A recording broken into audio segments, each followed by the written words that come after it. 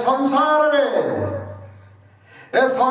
भितर एकमात्र जड़िए मात्र गौरांग महाप्रभु जाकर नाम सदा सर्वदा ए संसार भितर समस्त पाखरे पहुंची एकमात्र जड़िए लोक एमिति एक मंत्र प्रदान कले आमे समस्त से मंत्र शुणी निजक निजे परिवर्तन होती। हरे कृष्ण हरे राम महामंत्र को समस्त आगरे पहुंचा एका संसार को बाहर थे। आज आमे संसार को परिवर्तन करें सत आज आमे जो मनोभाव नहीं भगवत चिंतार मन दे सनातन धर्म रे सत्यता जागृत करने आज आमे समस्ते आगू आसी आमे संसार को परिवर्तन करिपरिबा नहीं सत निजर संस्कार तो परिवर्तन करिपरिबा निजर संस्कार निजर परिवार को तो परिवर्तन करिपरिबा एकमात्र जड़िए लोक संसार को परिवर्तन करदेला।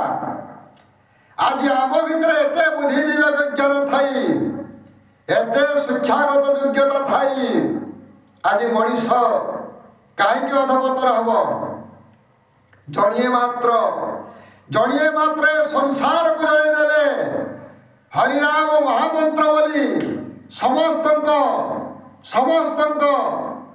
मुंडरे भरीगला।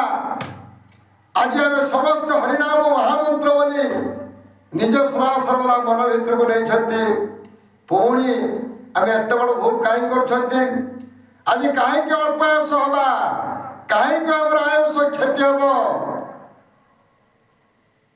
ये कथा कौन आम जानी ना से पितामाता जदि सेवा करवा पितामाता कल्याण पुत्र हुए सुखी एक कथा जापर जे पर्यंत बाप माँ सेवा न कर बाप माँ आखिरे जिते जे पर्यंत लुह झरुव से पर्यंत ये मनीष निश्चित मृत्यु मुखरे पड़ो अभिशाप पात्र रोगक्रांत हम से पर्यंत रोगक्रांत हो मनीष जे पर्यंत निजक निजे परिवर्तन कर निजक निजे परिवर्तन हो महाप्रभु अनेक प्रकार भाव कहते बापा खाई ताल पुओ को पड़े काल बाप माँ जदि भूल कर्म करी पिला माने सही रास्ता देकी जाती बाप माँ जदि चोरी करू पिला माने सही रास्ता दे जाती बाप माँ जदि मद्यपान करती पिला माने सही रास्ता दे जाती बाप माँ गुण कीर्ति देखी पिला माने सही रास्ता दे जाती एक जानी निज आखिर देखुंत कौन संसार को तो बदल पारे सत निज संस्कार को बदलने चेष्टा कर निज संस्कार को बदल देले ये संसार आपे आप बदल केमी जाना महाप्रभु से गौरंग महाप्रभु को पाखे उदाहरण देदेले महाप्रभु जगतनाथ कालिया शांत कहले देखिल जड़िए लोक जहाँ ना आज कहते गौरांग महाप्रभु बोली ना एत बड़ पदवी पाइला केमिति एत बड़ पदवी पाइले बाबा रे जी भल कर्म कर ना पड़ुव निज आखिर देखते आमे जो कर्म कर गोटे गाँ को तो ठीक कर रखी पार आमे गोटे राजगादी जन को बसईदे से राजगादी निज गाँ को तो ठीक कर निज घर को भी ठीक कर पारा नहीं भाई भाई भिन्न बाप पुअर भिन्न भाई भाई कली निज घर को परिवर्तन कर पारना तेणु ये संसार को केमी परिवर्तन कर तेणु महाप्रभु कहले बाबा रे संसार को परिवर्तन न कर सत किंतु निजर संस्कार को परिवर्तन कर बाबा ନିଜର ସଂସ୍କାରକୁ ପରିବର୍ତ୍ତନ କର। ତେଣୁ ମହାପ୍ରଭୁ ସେଇଥିପାଇଁ କହିଲେ ପିତା ମାତା କଲ୍ୟାଣରୁ ପୁତ୍ର ହୁଏ ସୁଖୀ। ବାପ ମାଙ୍କର ସେବା କର। ବାପ ମାଙ୍କର ସେବା କଲେ ଆପେ ବଦଳିଯିବ ସବୁ। ତୁମେ ଯଦି ତୁମ ବାପ ମାଙ୍କୁ ପୂଜା କରୁଥିବ, ଏକଥା ମୁଁ ଅନେକ ବେଳେ କହିଛି। କଣ ଭାଇ ପ୍ରଶ୍ନର ଉତ୍ତର ପାଇଲ? ଯଦି ତୁମେ ତୁମ ବାପ ମାଙ୍କୁ ପୂଜା କରୁଥିବ, ତମ ପୁଅ ତୁମକୁ ପୂଜା କରିବ ବୋଲି ସେ କଥା ନିଜେ ଜାଣିପାରିଲ। ତେଣୁ ଠିକ ସେଭଳି ଗୌରବ ମହାପ୍ରଭୁ ସେ କଣ କର୍ମ କଲେ? କଣ କଲେ? ସଂସାରକୁ ପରିବର୍ତ୍ତନ କରିଦେଲେ। ଜଣିଏ ଲୋକ ଆଜି ଆମ ଭିତରେ କଣ ଆସୁଛି?